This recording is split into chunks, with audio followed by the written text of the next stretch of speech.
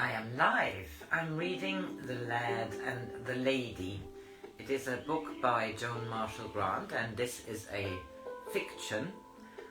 She generally wrote books about her previous lives, her previous incarnations. But this one was published in 1949.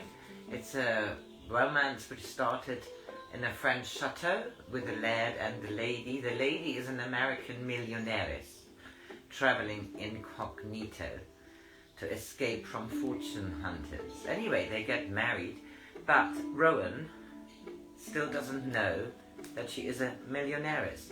He has now introduced her to his grandmother, and they are at Castle Cloud in the Highlands of Scotland. And it seems Marylda met his, what everybody thought was going to be the woman he was going to marry, Janet. But he's already married. This is chapter 7 and is entitled Embroidery. "You're behaving like a fool, Janet," said Georgina crisply. "If you can't be reasonably intelligent, the sooner you go home the better."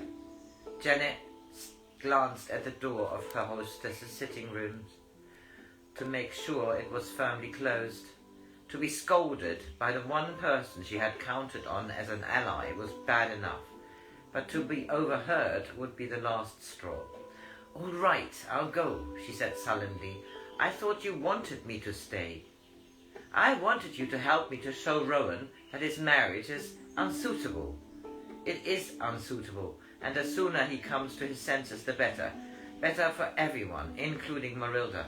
Her title, which she will no doubt continue to use after the divorce, should ensure a substantial marriage for her in America." "What have I done wrong? God knows I've tried hard enough." "You were consistently rude to Marylda in front of Rowan, which has had the effect of rousing his protective instinct, of which she has taken every advantage." "But she's been rude to me. I maneuver her into ridiculous situations and she wriggles out of them by unfair female means." "Well, she is a female, and unlike us, is not above employing her natural weapons. Rowan probably wouldn't have noticed that red velvet dress she wore last night unless you had drawn his attention to it by saying you hadn't been told we had been asked to a ball, and should you run up and change. Really, Janet, that was nothing less than idiotic. I can't bear the way Rowan looks at her." She sniffed and blew her nose violently. "It's indecent, Georgina. He might be a spaniel drooling for his dinner, which you would not consider in the least indecent if you were the dinner, which is vulgar, but we must face facts." Georgina looked at Janet and for the first time wondered whether she had been unwise in selecting her for a granddaughter-in-law. She was not unsympathetic. No one knew better than herself what the girl was suffering, but surely she had never been quite so inept. No, of course she hadn't, otherwise Hector would never have married her. But this time there must not be 3 years in which the invader could leave her mark indelibly on Cloud. She must be driven out soon, before Rowan became dependent. That what she really feared was Rowan becoming independent. She, in all honesty, did not recognize. That what she really feared was Rowan becoming independent. She, in all honesty, did not recognize. "Duncan likes her too," said Janet miserably. "When I asked him to help us, he lost his temper and told me to stop being a jealous little bitch." "Really, Janet, there are times when I wish you were young enough to be slapped. You know perfectly well that Duncan idolizes Rowan and hasn't the sense to know what's good for him. Now, I shall have to go over to see Margaret. He may listen to his mother and try to put matters right. It is really most annoying." "I'm sorry I'm not so clever as you are," said Janet bitterly. "Probably Marylda is much more attractive than Emily was, so it's more difficult for me."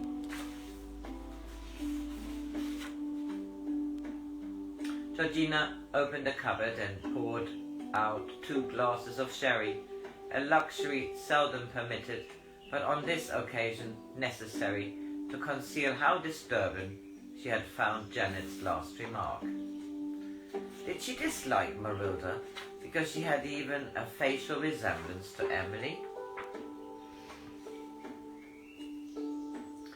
Was that why Emily now occupied her thoughts more than she had been able to do for years? Janet drank her sherry disconsolately and was surprised when the glass was refilled.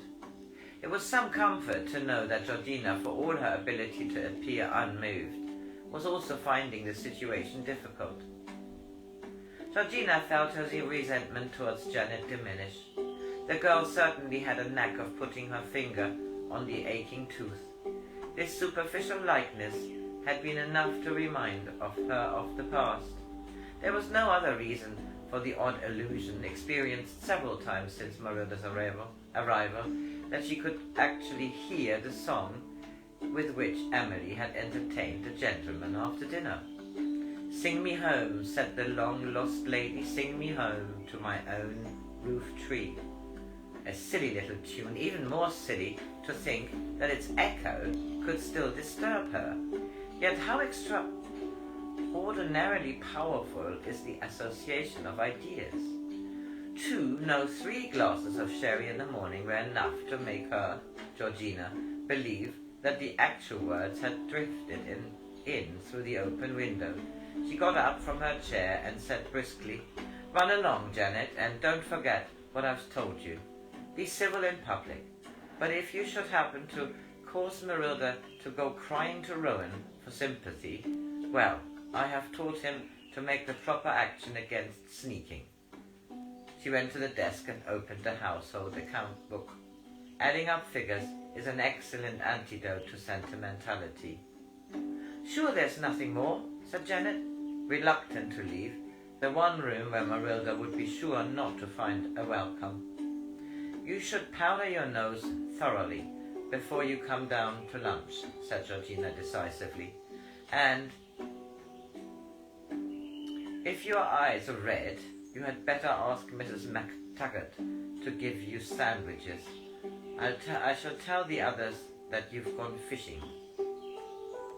Janet looked furtively out of the postern door and saw Marylda cutting flowers from the herbaceous borders, so she decided to retreat upstairs until the gong rang. Had she noticed that among the delphiniums and campanula in Marylda's basket there were also some of the yellow roses that grew only on the wall between the windows of Georgina's sanctum, she would have felt needless alarm.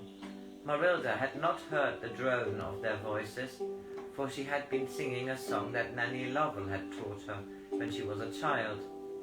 After lunch, Georgina walked over to Dulloch to see Margaret Cairdry. Even to herself, she did not admit that she wanted consolation from a contemporary who, having an only son, might be expected to understand the difficulties attendant to this unfortunate marriage.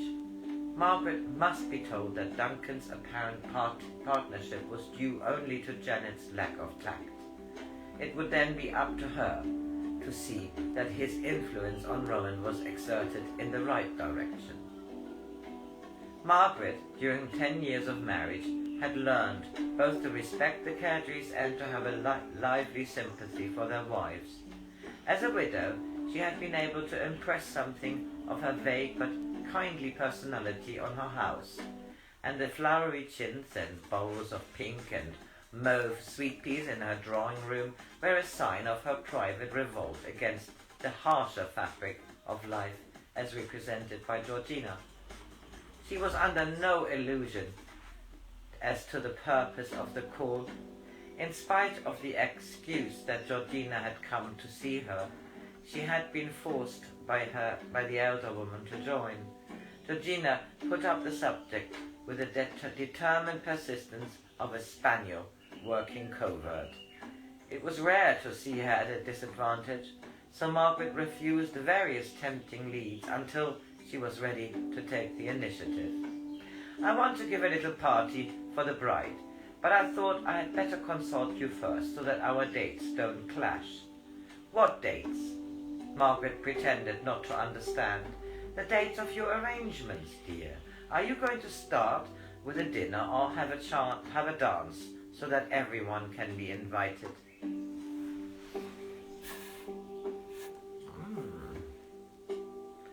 I want to give a little party for the bride, but I thought I had better consult you first so that our dates don't clash. What dates? Margaret pretended not to understand. The dates of your arrangements, dear. Are you going to start with a dinner or have a dance so that everyone can be invited? I was thinking of a garden party. It seems a pity not to use this glorious weather. I shall give them iced coffee, so much easier than tea, and unrationed. I haven't decided what I shall do yet, said Georgina gruffly. I suppose I shall have to ask Alistair over to lunch, but nothing formal. After all, why should I do anything to support this clandestine affair? But don't you like Marylda? My dear, I thought she was charming when Rowan brought her over to see me yesterday.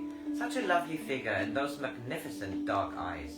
I think Rowan has been so clever to find her. Think how dreary it would have been if he had married Janet.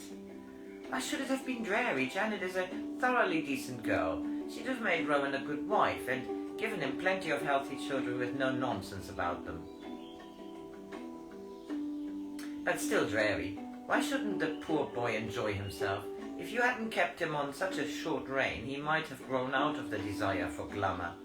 She laughed, a tinkling sound which Georgina always found irritating. I think, dear, that you must admit that I have been wiser with Duncan, encouraging him to go to London and the south of France and always making his friends welcome here. But we're talking of your problem, not mine. If you want my advice, and you know I always hesitate to give it, I think you would be most unwise not to entertain for her. After all, if you don't, people will start to think you have something to hide.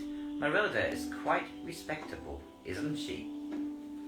So I think I finished this here and I continue it, this chapter entitled Embroidery, because it is a long one.